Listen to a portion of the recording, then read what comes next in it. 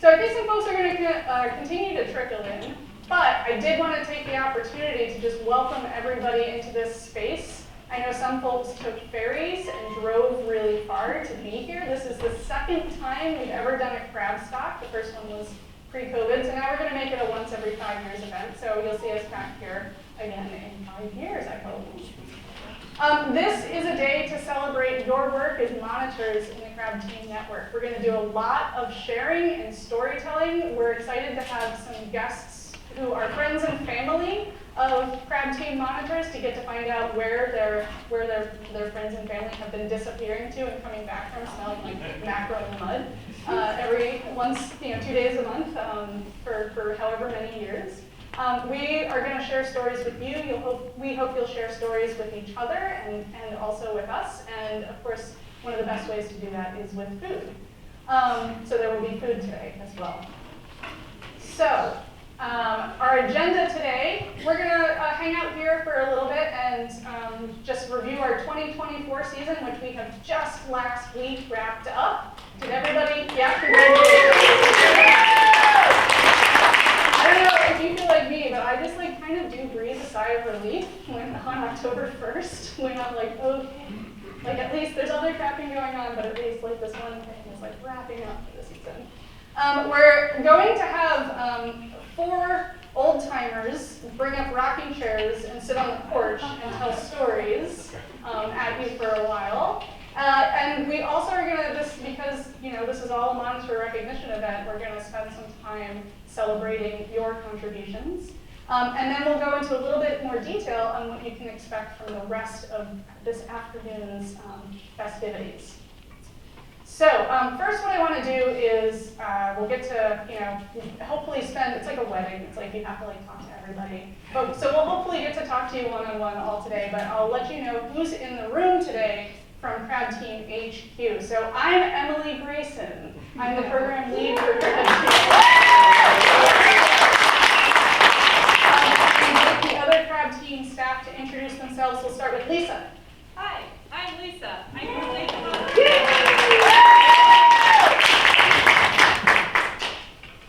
Jeff Adams, marine ecologist and founder? Yeah, you'll hear Hey everybody, Sean McDonald, Crab Guy.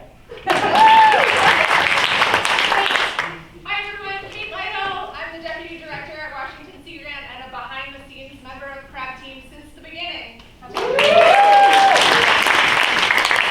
Hi everyone, I'm Elise Kelsey and I'm a graduate student with Crab Team. Hi everyone, I'm Zach. I'm the other student assistant with Crab Team for less than a year, so less impressive, but nice to see you. And I'll just start off with a quick round of applause specifically for Zach and Elise, because everything that you see today is the result of their effort and their heart and their brains. So thank you.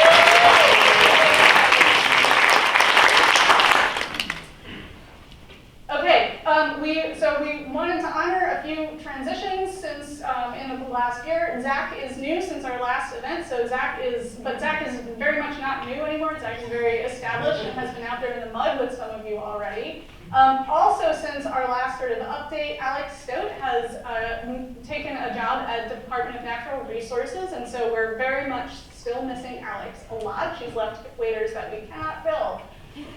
Elise has just passed her 1-year mark with Crab Team, and I also wanted to put up on the slide that many of you over the course of the program may have also met some of the other people who have made this program happen over the last few years, and we're so excited for the places they have gone. Kelly Martin now works for NOAA down in Galveston, Texas, working on deep sea coral restoration following the Deepwater Horizon spill. Super cool. Amy Linhart is now a teacher and instructor at Pierce College and is teaching biology courses. Ina just graduated last spring from the School of Marine and Environmental Affairs and was just announced that she is a finalist for the Knaus Fellowship and will be doing an executive branch placement in Washington, D.C. starting in January, February. Wow. Yeah, right? And Stacey McMahon, who is actually here today, so I feel like you should. Stacey, do you want to actually get up and rather than me telling no, she doesn't. Stacy's not working today, so she doesn't have to do that. But Stacy Stacy is also very much linked to the startup MoldSearch, which you'll hear more about today. This is a monitor recognition event, so we would be remiss if we did not acknowledge that 2 Crab team staffs are also monitors right out there with you. Jeff and Sean both monitor their own sites. Sean, what is your site? The Dr. Bush site. Dr. Bush, woo! And Jeff? KPI and Rob's Lagoon. We'll get to Dusty Memory. On Bachelor Island, and others from those teams are here. So. Yes. Yay. All of you make this possible. Ben, unfortunately, who many of you might know is a Crab Team postdoc. His postdoc term just wrapped up, and he really wanted to be here today, but he had other travel. He's currently continuing with Crab Team as a project specialist, working on some additional research in our Tracker Summit this year. So that, I think, is everyone. Yes? Okay. So for now, I'm going to actually pass it to Lisa to kick us off with the start of our program. Huzzah! This is our opportunity to, oh yes. You have a pin, here's mine. Okay, great. This is our opportunity to look back at this past season. So I'm going to spend a little bit of time reviewing what all happened in these past 6 months across the whole network. Since you've all seen so intimately your one little slice, let's look a little broader at the full Crab Team ecosystem. And to start, I'll put on my MoldSearch hat really briefly. This is a program that we run, you've noticed, very separately from the Crab Team Monitoring Network. But many of you dabble in both worlds. So briefly, MoldSearch is now in its second year of existence. We have gotten almost 1,000 reports from community members across Washington State. So far, no green crab where we haven't expected them. So it's in some ways doing its job, reassuring us that there's no surprises so far where people have been searching. But this gives us about enough reports to start looking at what we might be able to learn from these data, apart from just an early detection tool. So we'll be diving into some of the Dungeness reports and what we can learn there. This is a program that we run in partnership with WSU Extension, and this past year have brought on board a number of other local partners who send staff to our Train the Trainers in the spring and host local trainings across the coastlines to help make those trainings accessible to folks. This is my pitch. If you have a little community group or a book club, or you know groups that may be interested in getting trained up on how to search for green crab, you all know how to do this. This whole protocol is a spin-off of the Molt Hunt protocols, but we are happy to get your groups trained too. So I think this is a really nice program for doing some more of that outreach and getting more people in the know about green crab in general. Those are all submitted through the MyCoast app is how we get those data and collect those from the public. So, the monitoring network, a familiar sight to many of you. Looking at it by the numbers, we had over 300 people participating this year in monitoring at their sites every month. That's over 3,200 hours of monitoring work, of scrubbing traps, of driving to the sites, and setting and retrieving sites. We still have data to enter, but that is a significant amount of effort, and it's done by almost 50 folks joined our network this year, and 30 of you have stuck around since really the very start, which is just an amazing asset. This amount of sustainability through our program is really, really valuable and really helps keep things running. I want to say that all of you participating in this have touched 44,000 more. I did a quick calculation, and that's about 30 claws for every crab team or finger out there in the network, assuming we average about 10 each. That's a lot of crabs. But this is also our opportunity to look back across all the last 10 years, and since day one, we've had over 770 monitors participating in this work. A tremendous amount of hours, a tremendous amount of effort, hopefully a lot of laughter, hopefully a lot of fun too. But this is just an incredible group that we are here to really celebrate today. Thank you so much for being in this room with us.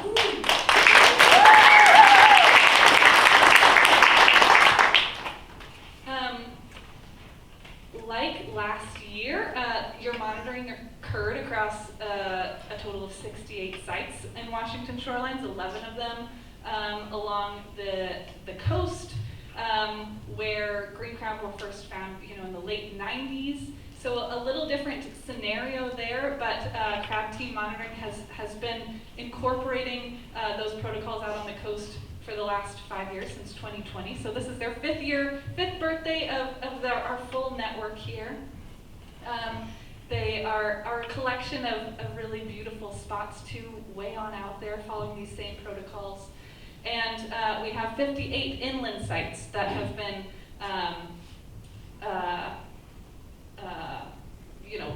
sampling for early detection and also collecting really valuable baseline data on those pocket estuaries and tidal creeks. And this year we started incorporating both those coastal monitors and inland monitors into the same kind of communications and some of the same workflows. So we really are this one big network that we're celebrating all together here today. We try to get out there with you all every 2 to 3 years and got to about 30 this year. So if we haven't seen you on site lately, we will soon and look forward to it. Just a few site highlights. We like to kind of dive back in and see what we found, and this is just an ongoing process as the data continues to roll in from certain sites.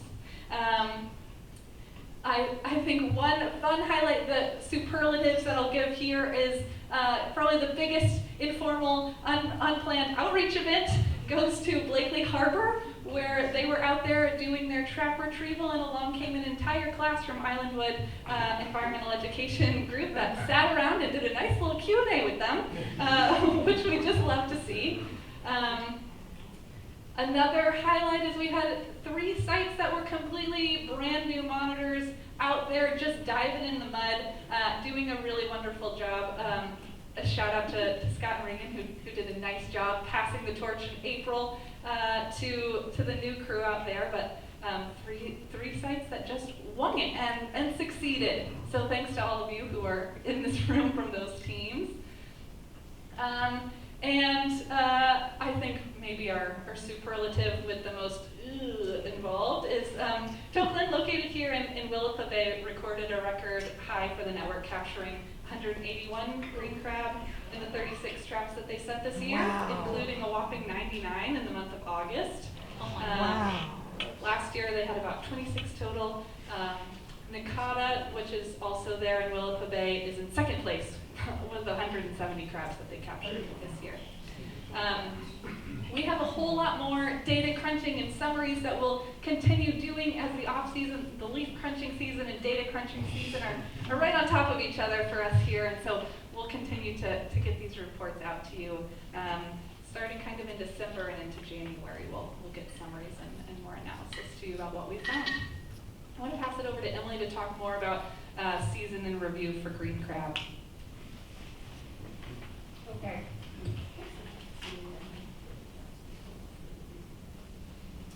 So as you heard Lisa say, and as you know, we've learned over the past decade, the processes that are driving green crabs and the patterns that we're seeing are somewhat different between coastal estuaries and our inland geography.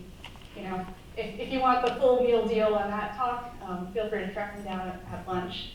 But we're going to talk a little bit here about these two geographies separately with inland CAMA. And so here, y'all are familiar when we talk about what some of the hot spots are. Here we're just going to talk about just the crab team monitoring data. And as the season wraps up, a lot of the other partner trappers are still out there working. Unfortunately, they're still catching green crabs.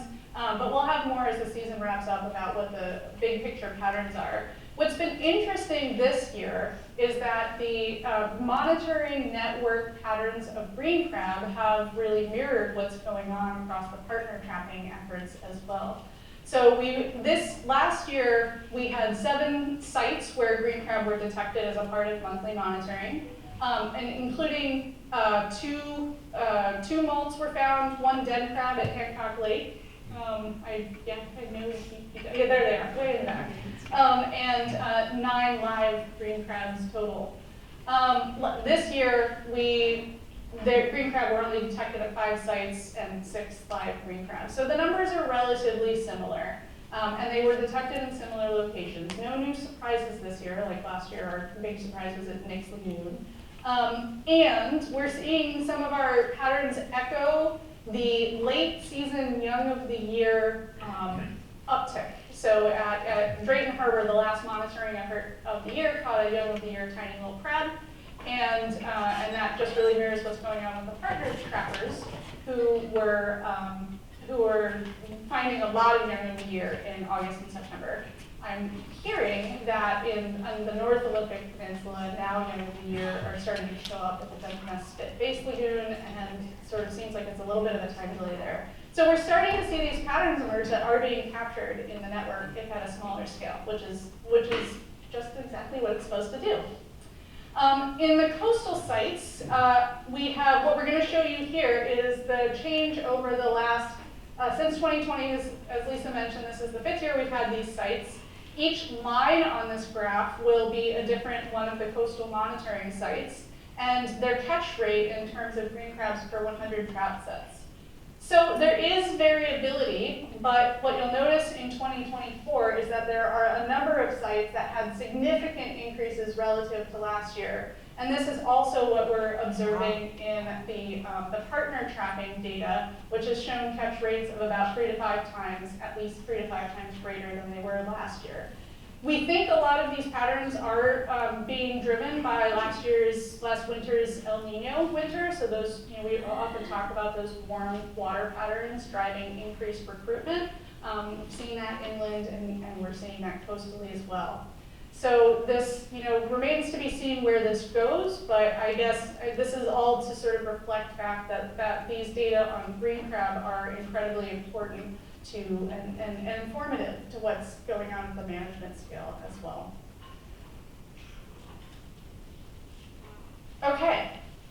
I guess we can pause here and just take a question on, 2024. Any questions? We're going to sort of transition into a retrospective, we can go further back in the Wayback Machine. Anybody have any questions or?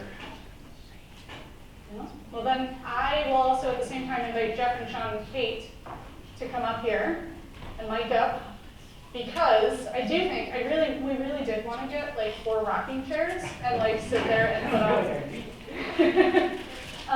Because what we'd like to do is do a little bit of sharing. Today is all about historicizing. 10 years is much further than I think any of us thought Crab Team would go. We thought, the truth of it is we actually thought that there wouldn't be a need for Crab Team. Just going to play the music. We're going to try to mic up all of us so that you can hear us all pretty well. But this 10-year anniversary has been a really great opportunity and a really joyful opportunity for us to look back at how we ended up in a place I think none of us really expected to be 10 years later. So what we wanted to do was illuminate some of the history of Crab Team that you may or may not be familiar with, and do so in a way which is hopefully colorful and hopefully enjoyable, but at least, Just apologize yeah, should we for being the chatty old timers. for making you listen to us for the next few minutes. So what we're going to do is we're going to walk you through a little bit of the history of the program. There are also a number of opportunities today for you to contribute to our historical timeline, and all of the stuff that we didn't miss that we've missed because we don't get to be on site with you, we also want to hear about. But Jeff and Sean and Kate and I are going to try to remember as much as we can. It turns out we've already forgotten a lot, so maybe also you can help us fill in the gaps. We are going to start back in 2014 when Crab Team was just a twinkle in Jeff's eye. And the funny thing about Crab Team is Crab Team, technically, if we're talking about it, Crab Team didn't start at the UW campus. Crab Team started in Portland. Jeff, like, can you tell us about, like? Take it away, grab my rocking chair. Can you hear okay? Because we've got several different systems, cool.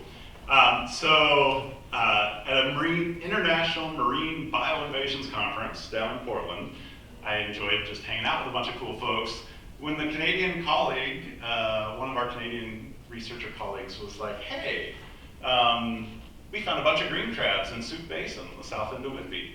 That was the first time. Vancouver? Yeah. See, Sean and I were commiserating about memory the other day, and so That's we why got all Chris. four of us are here. The bigger island, Vancouver Island, and Canadian waters, but that's in the Salish Sea, right? So that brings us to kind of our next steps. And I immediately thought of Sean because he and I were students at the School of Fisheries at the same time. He got more time in this building. more hair back then. Yeah, it's tucked into under the hat. This is Sean, which you might not recognize from the photo. Because it's got hair. All the photographs of me are grainy. It's like Bigfoot. With a temperature With sensor. the YSI. So yeah, immediately thought of Sean. I was like, hey, so this is different. And folks have been monitoring for green crab for years, but had stopped because they hadn't found any. So next step, we were like, hey, what can we do? And Sean happened to be working at the UW with a lot of students and had a lot of connections. And can I just add one story here, which was my favorite? When we were looking back at, Sean has all the old emails between him and Jeff and Kate before I was even on the program. And Jeff emailed Sean and was like, hey, Sean, I think this is like this green crab was found in soup, or these green crabs in soup. And Sean's response was like, interesting. Which, if you spend any time, Interesting. if you spend any time with Sean, that's everything is very interesting to Sean. So it was on brand. Okay, but we need the stars for Sean, right? There's So Sean. Sean started his green crab career. Yeah, down in California. So that picture was actually taken in Bodega Bay, California, which is where I actually started my graduate work. Because believe it or not, when I started, there were no green crab here, so I had to go down to California to study green crab. It was a different time. And in fact, actually, while I was doing my graduate work, we found green crab much closer to home. I had nothing to do with it. Travel plan is a little bit easier to manage, but yeah, I actually, as Jeff said, we had trouble with our memories, so I actually had to go back root through my email because I keep everything. I have some great emails from Alan Place in here. And I said, if you agree, I'd like to chat about getting a student or a couple students to go through the old photography and identify all the suitable habitats based on our shared understanding of pre-selected criteria. I used to write emails so much better than I do now. Yeah, and so that's, I believe, when you had capstone students. Yeah, we brought a couple of students on to help us with this work, and they did some of the early work. We told them what to look for in terms of habitat. They looked at all of the Department of Ecology's shore zone photos, all the shoreline photography around Puget Sound and the Straits. They started looking at all those pictures. Yeah, and Jeffrey and Chris, who were those students, actually this poster was the student, Best student poster. best student poster at the Salish Sea Conference that year. Yeah. So a lot of people, it got a lot of visibility for what we thought might become something that would get people's attention. And I feel like that maps are really at the core of what Crab Team does. I was joking with you all at check-in about putting your site number on the tag, and it's like, or you can put the coordinates on your site coordinates on the tag. And someone actually said, what if I draw a map of the site? And I was like, yes. So this map is really what motivated Crab Team in a lot of ways, was identifying how much it sort of, made an image of how much the Salish Sea had to lose, I guess, in some ways. And I think that provided the basis for some of the initial funding. Well, yeah, I think Alan is in the crowd. The other question I would ask is, how many conversations did Alan have to have with Jeff to say, hey, Jeff, I think you and Sea Grant should do this thing. You should resurrect a green crab monitoring network in the state. How many conversations? How many did that take, Alan? Just one.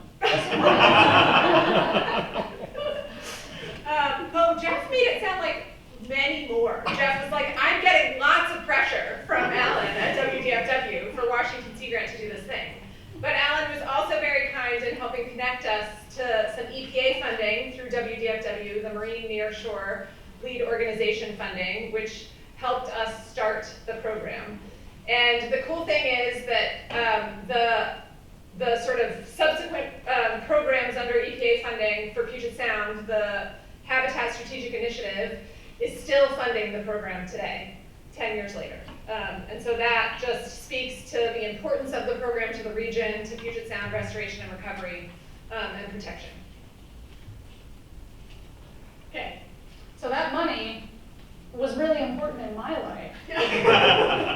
Because we were fortunate enough, because we needed to have some help. You know, we all had our own other jobs and we couldn't do this alone. And that money gave us an opportunity to hire someone.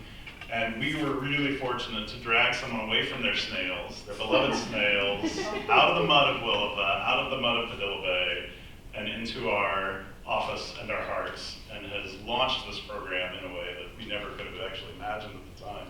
So thankfully, Emily came on in late 2014. And Emily was still a graduate student at the time. So when some of you first met Emily, you might remember that. Some of you were at my dissertation. I still remember actually Emily writing just to see if she would be appropriate for this job. She used to write me such nice emails because I think she looked up to me. But you should never meet your heroes. I think that's the moral of the story. But yeah, we got it. Because the first thing, like, I was excited to join Crab Team because I had been working out in the mud. And the first thing, of course, I had to do as a member of Crab Team was spend, I think it was a total of 24 hours in a dark conference room with Sean looking at imagery to refine our site map. It wasn't 24 hours straight. It wasn't 24 hours. They did let me out for food and for bathroom breaks. Thanks, Sean. And, you know, we spent a lot of time looking at maps and looking at aerial imagery, but one of the places that Crab Team really came to life for me, where I was like, we can do this, right? Like, look at, this is a huge, scary geography. There's lots of red and orange on this. How are we ever going to cover all of this ground? Is this even practicable? One of for me, the places that Crab Team became real was actually on Whidbey Island. And specifically Deer Lagoon. The four of us got in a UW Fleet Services, like SUV, and we took the ferry, and we were just gonna like scout sites to be like, can we come up with a way to combine like what is these dots on the map that are good places for green crab and find good places for humans. And the first place that we landed that we were like, yes, this is doable, was actually Deer Lagoon behind Jeff's Head.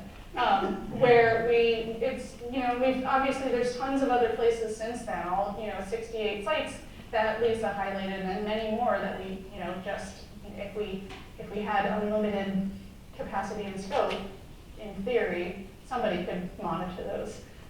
So this to me was, it was a big year for Crab Team, and lots of the pieces in place still very much carry through to today. And this is before we even started, right? Like, this is before we launched. The next year, 2015, was our first attempts at launching, and it also took a while for us to get our feet under us.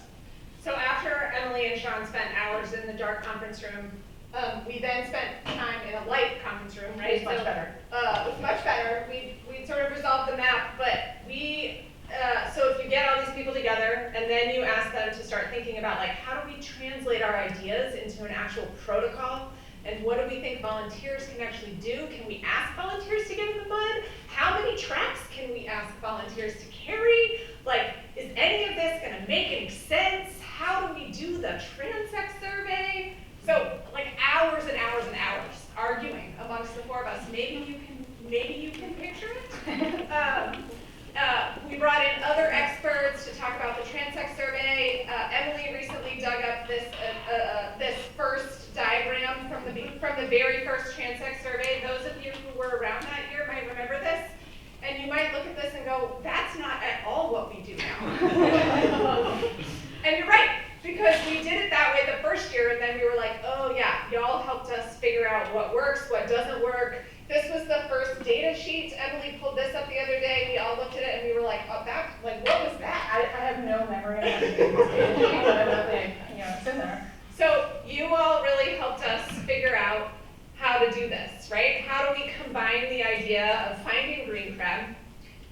thing we hoped at the time to never find, with the idea of collecting really cool data about native species in these areas that not many people spent very much time in.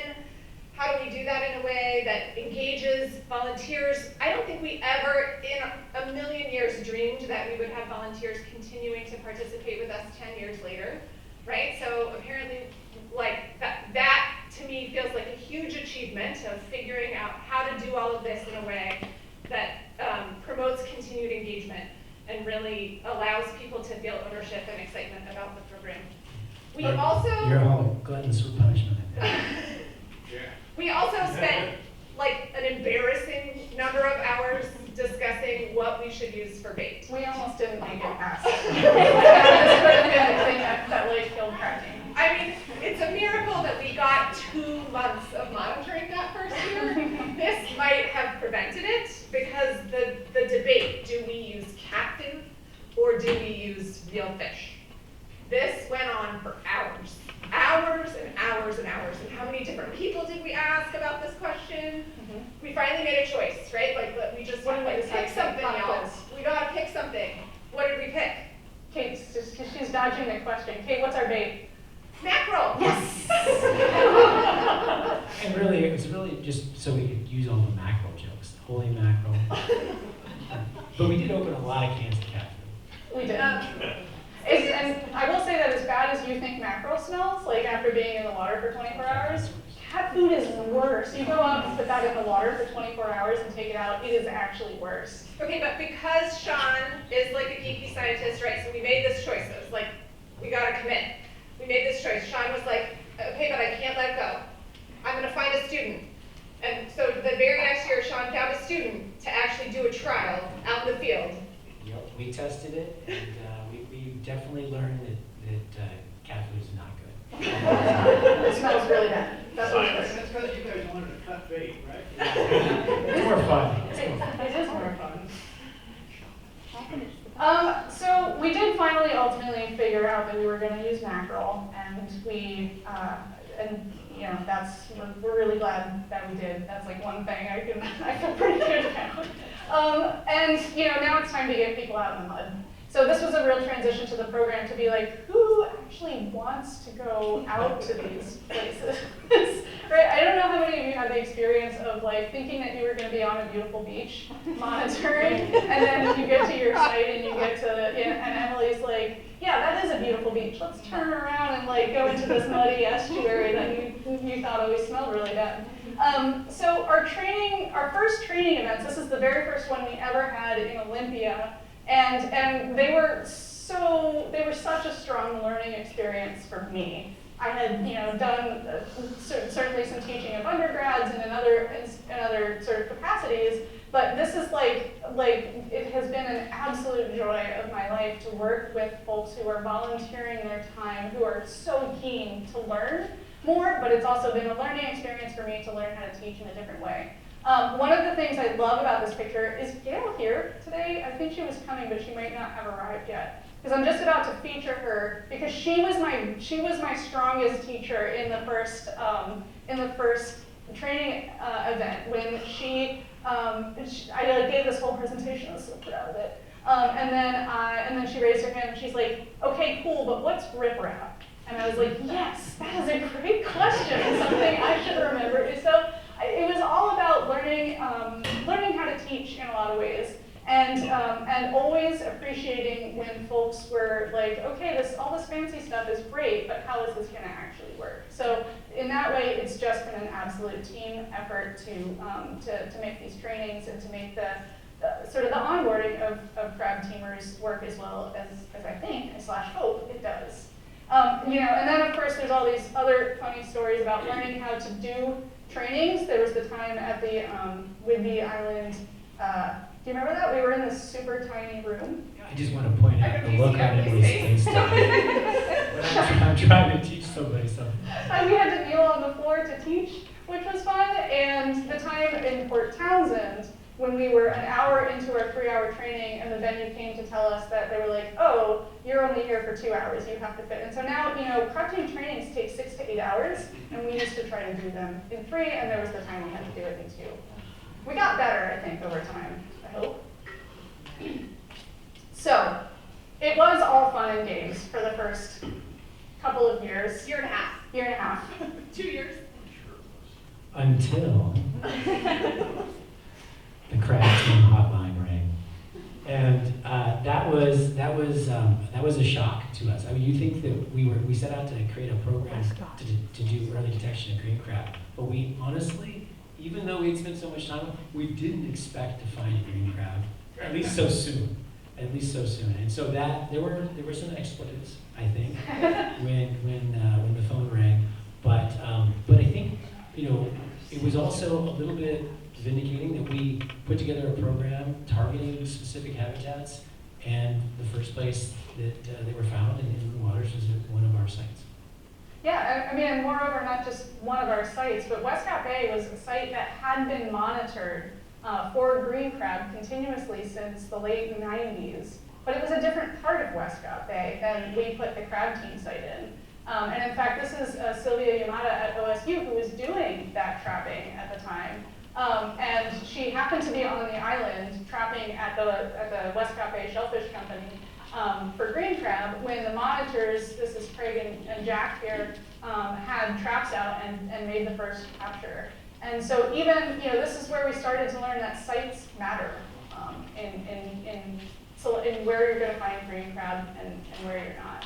So this, you know, it was exciting times for us, and it marked a pivot point because it's like, okay, great, we found green crabs. What comes next? Which is, I think, when Alan also looked, you know, Cloyce, who was the DFW unit, Aquatic Invasive Species Unit lead at the time, looked at us and said, okay, what do we do next? And we were like, I don't know. But again, I think we returned to a dark conference room. It was like our sit room, and just tried to pound out what would become our first models for assessment events. As folks know, like once a green crab is found, we go in with big piles of traps and really serious facial expressions. It used to be fun and games, and now we're serious. Landing on the beach. We use very fancy technical toys. We actually don't use these anymore. A lot of this was us figuring out how to do a different type of trapping that would give us different information, which really formed the basis for some of the ways that this work still happens today. The other thing I think we modeled was just the sort of the attitude of getting work, just making it happen, just figuring it out and making it happen. This is my favorite picture of Jeff, who's carrying literally 30 Fukui traps. And also he's on the phone because he's doing 3 things at once. So this multitasking is definitely a theme for us. Yeah, and then of course in 2017, past the captures in Westcott Bay and also Manila Bay, we had captures in Dungeness Bay. And this is the Dungeness Spit area. And so this was an interesting time for us because we were transitioning not just from working with our volunteers and with some other partners, but now this was not only an early detection and then an assessment, but then a large-scale removal operation. And so we spent a lot of time working with the folks at the Wildlife Refuge in developing approaches and using a lot of other gear to try and not only characterize the extent of the invasion there, but also how to remove green crabs. And so in addition to these projects and the work that we did with Lawrence and others out at the Wildlife Refuge, we also undertook, this was the time when we undertook some other sorts of activities. We were working with oceanographers, we were working with geneticists, trying to characterize what was going on with that invasion in Dungeness Spit. And then later in 2017, we expanded again, working with tribal biologists. There's Adrian out on the coast in, I think that was, where are we at? That's at the Suyas. Was that? That's at the Suyas. Suyas, yeah, out on the coast. And so this, what you're seeing here is the start of our 2018 to present period, which is really what we call our growth spurt. And growth spurt isn't really the right word for it because it hasn't stopped yet. Every year has been remarkable growth, and I think it will continue to be. And it's Crab Team and. So it's Crab Team and the huge community of partners partners that work together on this effort. So one of my first memories is actually, this was, I think, the first partner training workshop that Crab Team did, where I'm here at Westcott Bay with Patty Manning of Fisheries and Oceans Canada, who is here trying to learn how to take Crab Team and do it on the north side of the Salish Sea through DFO. This was also Chelsea Buffington's, one of her first field efforts in Washington, and 2018 was the first year that she started working with WDFW on green crab. So this really formed the foundation for a lot of the work that we continue to do with partners in building capacity. And that now extends all the way north up to Alaska. This is up in Metlakatla. That is me trying to stay dry and failing miserably. Where the landscape of green crab trapping looks really different, they get to drive really fun vehicles, and it rains a whole heck of a lot more. So those are the two things that I noticed that are different. Well, and we did also start, the attention on the coast started to grow. They were the ones who had the green crab around for a while, but it started to get elevated around 2018, and certainly around the time COVID hit was also when it really got elevated. We were lucky enough to get Alex on board in 2020. And you can see all this fine equipment they had and new technology to monitor in these incredibly muddy bays. So expanded out onto the coast with the establishment of some sentinel sites. So this is when the one crab team started to take form. We had a period where we were kind of keeping some things separate for good reason, but also, it really shows the breadth of the program. And and I think something interesting that I find too is one of those pictures back there, Alan was actually in the back, kind of like a Sasquatch coming across the mud.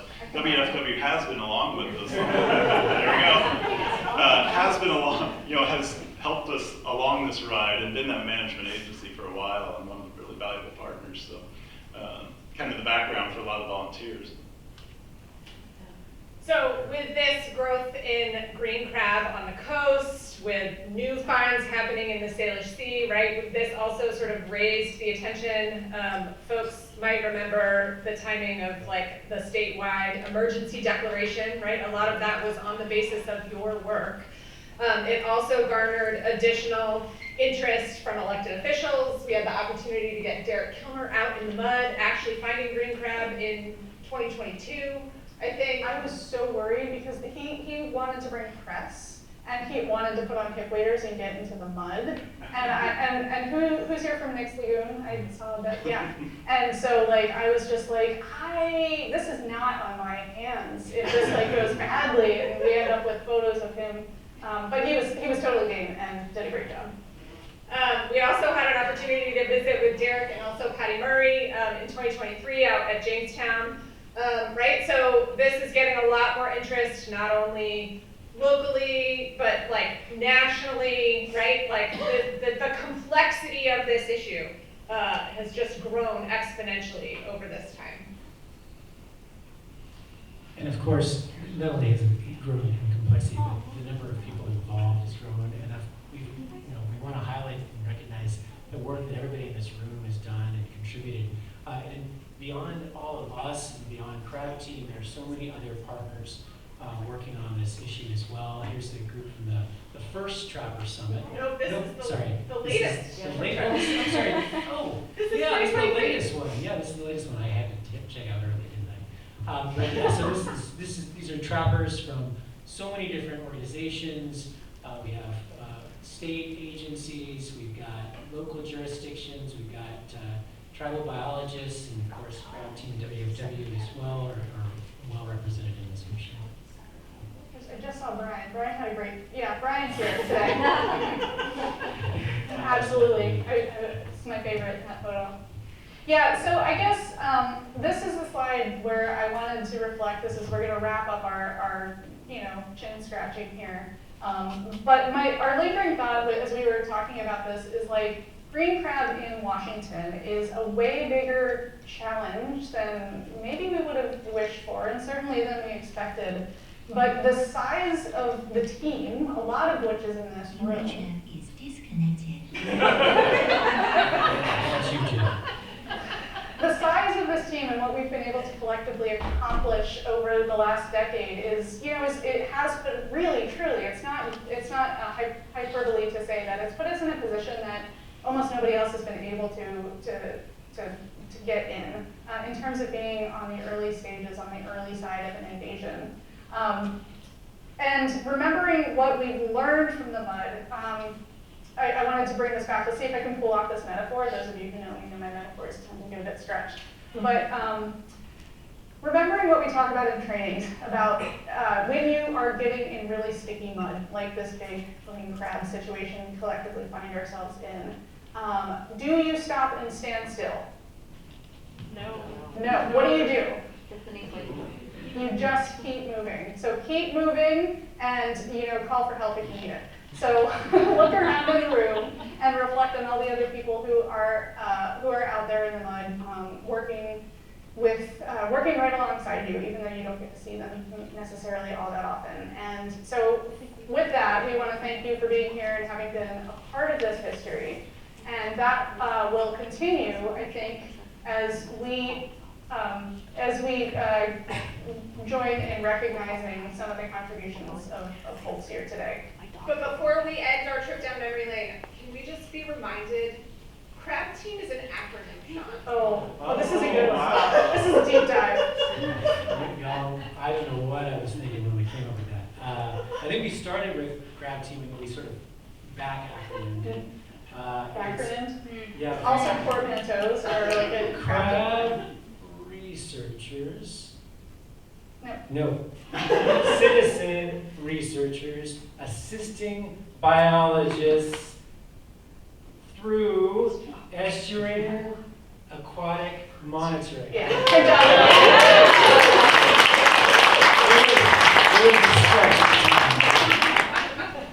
I just want to make sure we got that in there. Yeah. It was all caps. It was all caps.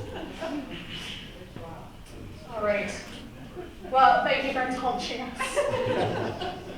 Well, and so now we've talked through the large geography. We've talked through all of the people, but really we are here because of how important it is that each individual here in this room has been part of this. And so I just want to take a minute. Will you raise your hand, wave at us if you were a former monitor and emeritus that is back among our midst to help us celebrate today? I see a few waving hands. If you are just finishing your very first year of monitoring, will you stand up? Oh, you can stand.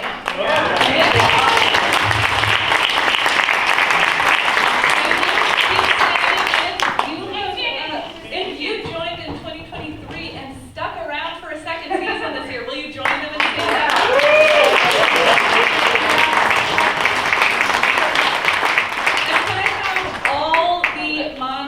That just finished monitoring the season, will you all stand up? All right. I'll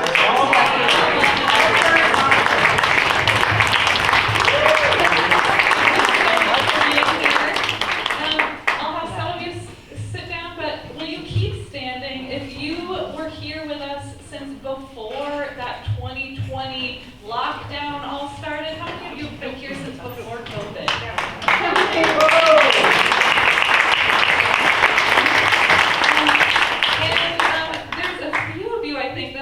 To recognize if you were on this list and we're here for our very pilot season, helping pilot these protocols, will you continue standing so we can recognize you?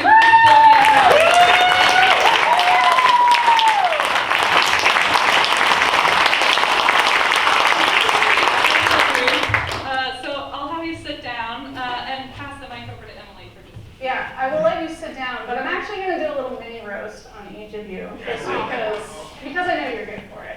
And for some folks aren't able to be here today, but I'm sure their data are on the way. So this was what we called our shakedown crew, and also they were sometimes adopted that title for themselves. These were the first 7 monitoring sites, one of which is no longer part of the program because we did learn something that site wasn't a good site for trapping green crab. Tom Voss, who